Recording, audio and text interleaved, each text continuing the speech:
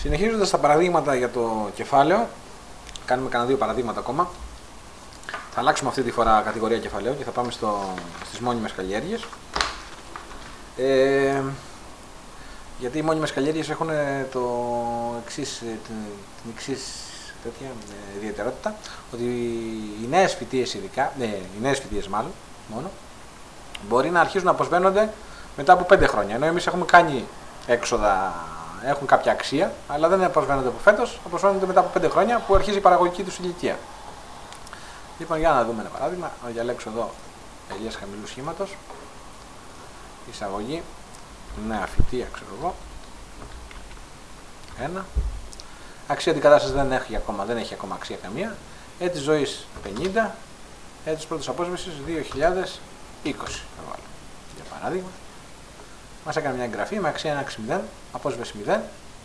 Και τώρα στην αλλαγή θα βάλω την επένδυση που θα κάνω σε αυτή τη φυτεία, 5.000 ευρώ για παράδειγμα.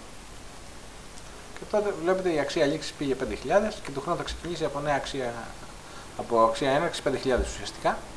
Κάθε χρόνο μέχρι το έτος που θα αρχίσει το έτος πρώτης απόσβεσης, ό,τι προσθέτουμε στην επένδυση θα το προσθέτει και στην αξία λήξης. Θα ξεκινήσει τελικά να κάνει από τα αθροίσματα των επενδύσεων όλων αυτών των χρόνων.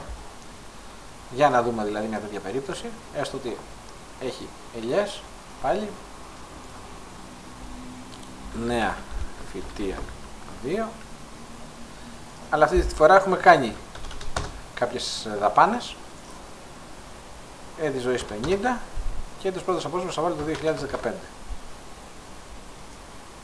Όπως βλέπετε πάλι μου φτιάξε μια εγγραφή με αξία έναρξης 6.000, αυτά που βάλαμε αξία αντικατάστασης, απόσβεση έτος 0, λογικό, γιατί αρχίζει να αποσβαίνεται το 2015 και τώρα φέτος θα κάνει και άλλες 2.000 έξοδα,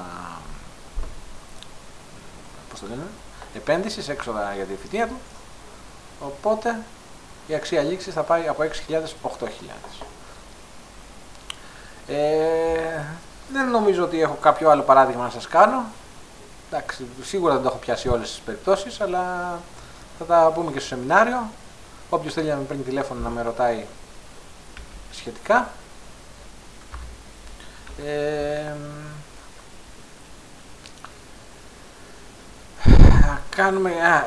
Υπάρχουν και άλλα δύο κουμπιά, το βοηθητικό αξίας εγγραφών και το πολλαπλές επανεκτιμήσεις. Όπως βλέπετε, να δούμε τι κάνουν αυτά. Να πάμε στο εξοπλισμό εκμετάλλευσης, στα μηχανήματα.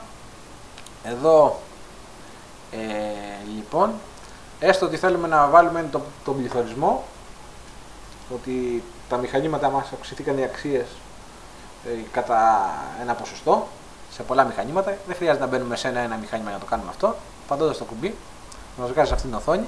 Επιλέγουμε ποιο μηχάνημα, να επιλέξω εγώ την πρώτη φρέζα, την John Deere.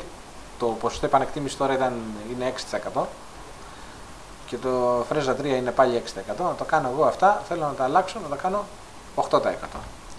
Αλλάζοντας εδώ, βάζοντας το νέο ποσοστό επανεκτίμηση 8%, πατώντας OK και στο μηνυματάκι που μου βγάζει, έχει αλλάξει τις δύο φρέζες. Τη φρέζα 3, όπως είδαμε, την έχει πάει 8% και τη φρέζα John Deere πάλι 8%. Το τελευταίο κουμπί που υπάρχει, το βοηθητικό αξίας εγγραφών, είναι γιατί πολλοί συνάδελφοι δεν είναι πολύ συνυφασμένοι με την αξία αντικατάστασης. Πολύ συνυφασμένοι, είπα λάθος έκφραση, πολύ γνώριμοι, πώς να το πω, τους ξενίζει και μου λέει δεν καταλαβαίνω βρε αδερφέ τι είναι αυτό το πράγμα, εγώ θέλω απλώς φέτος το ένα μηχάνημα, το συγκεκριμένο μηχάνημα να το ξεκινήσω με απογραφή έναρξη 5.000 ευρώ, τόσο το εκτιμώ ότι κάνει φέτος, 5.000 ευρώ. Πατώντας λοιπόν τη βοηθητική αυτή φόρμα που υπάρχει, περιμένοντας λίγο ίσως να ανοίξει, νάτια, λέει αυτή είναι η εκτίμαση της αξίας, εγώ θέλω να ξεκινήσω είπαμε με 5.000 ευρώ, αυτό το μηχάνημα έχει 10 έτη ζωής και πρώτη φορά αποσβέστηκε το 2008. Δεν βάζω υπολοιματική αξία για να είναι πιο εύκολος ο υπολογισμός, πατώντας το κουμπί, μου βγάζει μια αξία εδώ, 7.143, η οποία βγαίνω έξω και πάω τώρα ας πούμε για το μηχάνημα που θέλω ελκυστίας, για παράδειγμα, και λέω ότι αυτό το μηχάνημα έχει μια περιγραφή τάδε, η αξία αντικατάστασή του αυτού είναι 7.143, τα έτη ζωής 10, 2008 όπως τα βάλαμε, τώρα θα ξεκινήσει με 5.000 ευρώ έναρξη, όπως βλέπετε. Αυτά έχω να σας πω για το κεφάλαιο. Ελπίζω να είναι όσο το δυνατόν πιο απλό, να το έχετε καταλάβει. Ευχαριστώ πολύ. Θα συνεχίσουμε με τις υπόλοιπες καρτέλες για να κλείσουμε και κάποια στιγμή αυτή την εκμετάλλευση. Να δείτε πως κάνουμε και δικαιολογήσεις και ελέγχους και όλα αυτά. Ευχαριστώ πολύ. Θα το πούμε σε άλλο μάθημα για άλλες καρτέλες. Γεια σας.